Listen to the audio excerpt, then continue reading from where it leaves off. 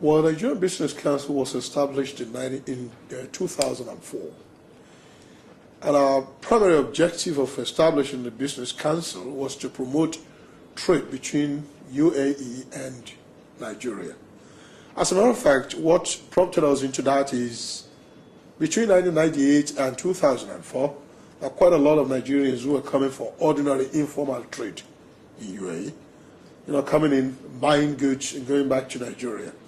But as time goes on, we discover that it was a kind of one-sided trading activities. In other words, people are coming from Nigeria to buy things, and nobody is exporting anything from UAE to Nigeria. So we thought Nigeria too had quite a lot of things that could be offered, the market. And we thought the best way to do that is to educate our people back home on the potentialities and opportunities in UAE. And of course, to do that, we need to have a forum to educate them, not only in Nigeria, but even those who are visiting UAE too, so that we can tell them how to go about it. And that was what informed the decision to form the Nigerian Business Council. The Dubai Chamber of Commerce was on hand to assist us. They gave us a lot of encouragement to make sure that the council come into being. Today, we have well over 60 Nigerian investors in UAE. And not only that, unlike in the past, when Nigerians were only coming to buy things, today you now have UAE, particularly Dubai, going to Nigeria and investing in Nigeria. As I'm talking to you now, it is an artist in Nigeria, joining the telecommunication industry. And about 2 months ago, the Dubai Port World was also in Nigeria to see the possibilities around there. And in addition to that, there are about 5 different UAE companies in Nigeria today.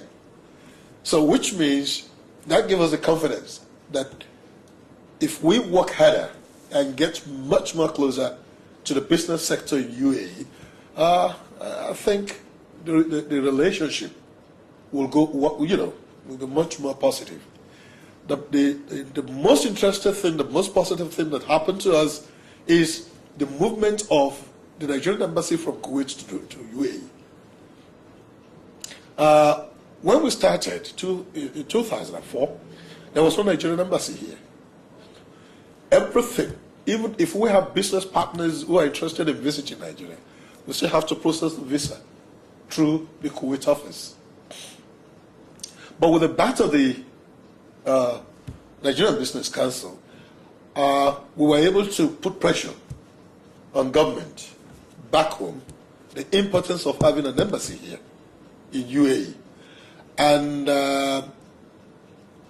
with the support of the Nigerian government, with the support of the Nigerian embassy in Kuwait, with the support of visiting Nigerian ministers to UAE, whom we often interacted with, and telling them the importance of having an embassy here, eventually the dream came true. And the Nigerian embassy was established in Abu Dhabi. So today, we have more confidence talking to people, persuading investors to go to Nigeria, because we know that it's very easy. It's just a matter of walking into the embassy in Abu Dhabi and telling them, I'm interested in going to Nigeria, this is my partner, this is what I intend to do, and within a very short time, you get the documentation right, the visa is on. So the movement, the trade movement between Nigeria and Dubai now, I would say it's about 500%, higher than what it used to be. And what is even more, 2004, we had only maybe 1 or 2, apart from Kenyan Airways and Ethiopian Airways, going to Nigeria, having to be fully booked all the time. Those who want to come to UAE from Nigeria will face a hell lot of time waiting, because it was only these 2 airlines. And those who were going from here also had a hell lot of time to waste, because they had to wait anyway, since it was only these 2 airlines that flies to Lagos from Dubai. But as time goes on, as the tide grows, as the business expands, we now have Qatar Airways going to Nigeria. We have Emirates Airline going to Nigeria. And even directly from here now, as I'm talking to you, Etihad is planning to start flying to Nigeria.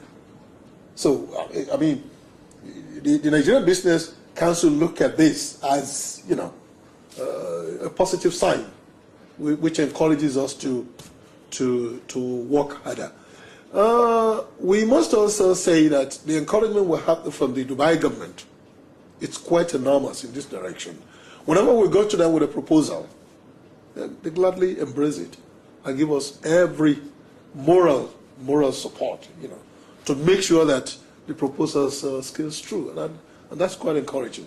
And each time there is any delegation from Nigeria visiting Dubai for business purposes, you know, at the beckon of the hand, when we talk to the Chamber of Commerce, they tell to give them a very good reception, provide all the information of whatever, you know, their interest centers on.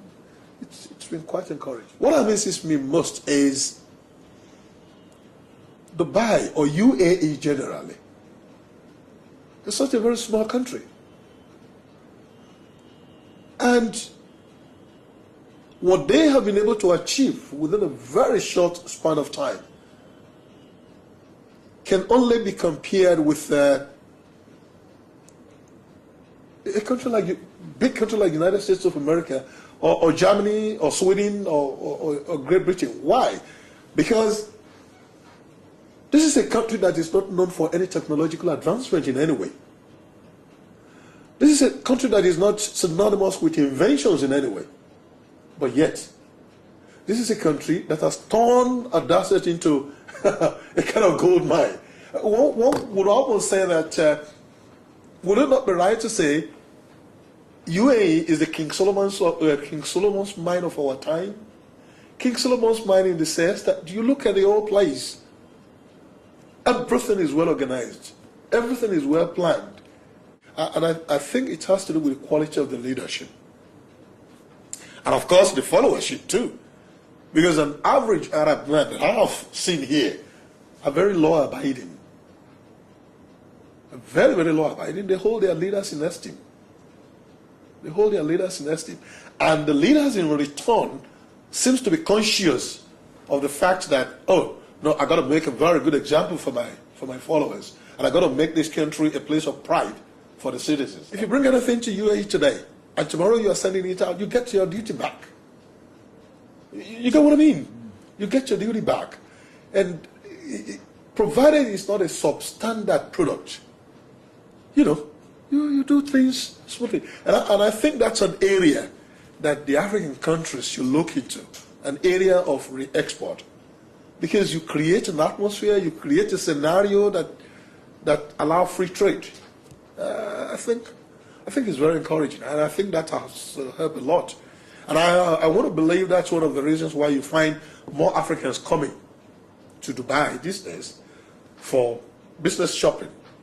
Not only pleasure now, but business shopping, than they would do before. Because in the past, most Africans would prefer to go to Paris or London or Rome for their shopping, but now they come to Dubai. The prices are good. One. Two,